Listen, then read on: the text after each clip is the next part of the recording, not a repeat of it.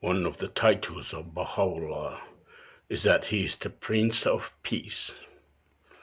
No one suits that title better than the blessed beauty, His Holiness Baha'u'llah, for he will bring peace and unity into the world.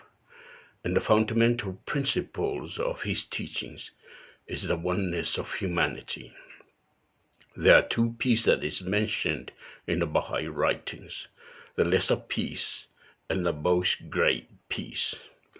For the lesser peace, we have nothing to do with this peace. It's also known as the political peace.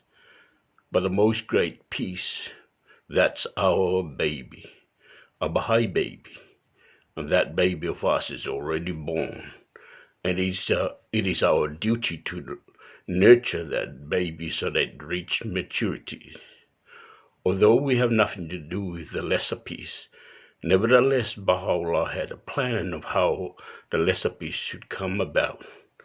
And this plan of Baha'u'llah had already been communicated to world leaders, and it's in their possession.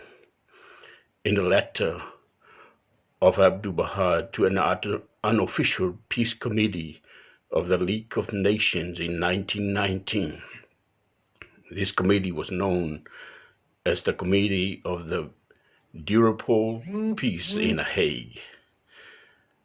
In Abdu'l-Baha's letter to this committee, it mentioned Baha'u'llah's plan of how the lesser peace should come about.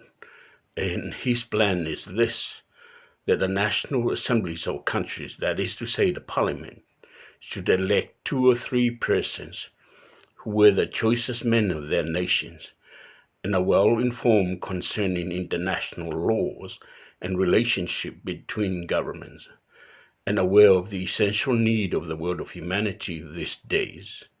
And the number of these representatives should be in proportion to the number of the inhabitants of each country. And these elected souls, who were chosen by the National Assembly, that is to say the Parliament, must be confirmed by the upper house, the Congress and the Cabinet, and also by the President and the monarch, so that these persons may be the elected one of their nations and governments. And among these people are elected the members of the Supreme Tribunal, and all the world will thus have a share therein. For every one of these delegates is fully representative of his nation. And when the Supreme Tribunal gives a ruling on any international question, either unanimously or by majority rules, there will no longer be any pretext for the plaintiff or ground of objection for the defendant, in case any one of these governments and nations, in the execution of the irrefutable decision of the Supreme Tribunal, be negligent or dilatory, the rest of the nations will rise up against it, because all nations and governments of the world are the supporters of this Supreme Tribunal. Consider what a firm foundation this is. This is Baha'u'llah's plan for how the lesser peace should come about. It had already been communicated to world leaders, and it's in their possession. In a letter of Abdu'l-Baha to an unofficial peace committee of the League of Nations, that in 1919, the committee that was known as the Committee of the Durable Peace in The Hague. Now, the most great peace, our baby, a Baha'i baby, that baby of us is already born. And it is our duty to nurture that baby so that it reaches maturity. In Abdu'l-Baha's words that he counseled a highly placed official in the government of the United States of America, you can find these words of Abdu'l-Baha in Shoghi Effendi's Advent of Divine Justice in the last chapter with the heading, The Destiny of America. Abdu'l-Baha counseled a highly placed official in the government United States of America, which he said you can best serve your country if you strive in your capacity as a citizen of the world to assist the eventual application of the principle of federalism underlying the government of your own country to the relationship now existing between the peoples and nations of the world. These words of Abdu'l-Baha, that he counseled a highly placed official in the government United States of America, Shoghi Effendi said, fired the imaginations of America's tragically unappreciated president, and that is President Woodrow Wilson, whose high endeavors Abdu'l-Baha with his own pen acclaimed as signalizing the dawn of the most great peace. Not the dawn of lesser peace, the dawn of the most great peace.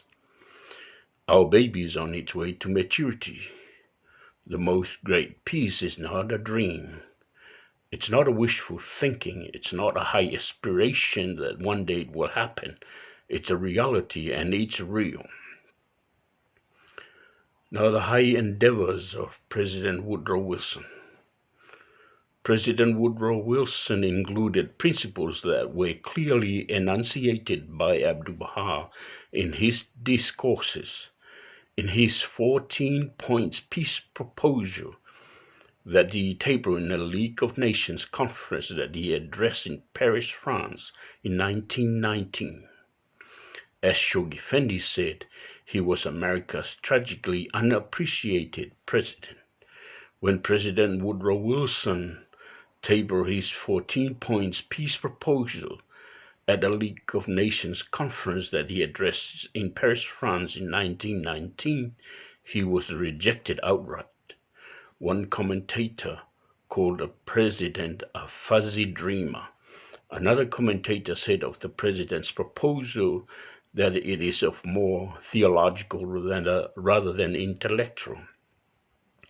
Interesting to note, his peace proposal was rejected by the world, but Abdu'l-Baha recognized his high endeavors as signalizing the dawn of the most great peace.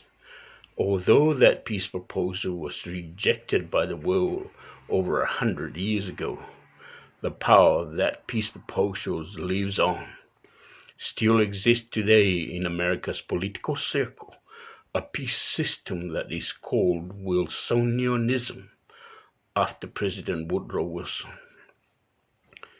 In an article in the Times magazine about President Woodrow Wilson and President George Bush, the 30th of December 2002 issue of the Time magazine. In that article it states, in a January 2000 article on foreign affairs, Condoleezza Rice, who would become Bush's national security advisor, sniffed with outright disapproval that there were strong echoes of Wilsonian thoughts in the Clinton administration. That is, when she was in the opposition to President Clinton.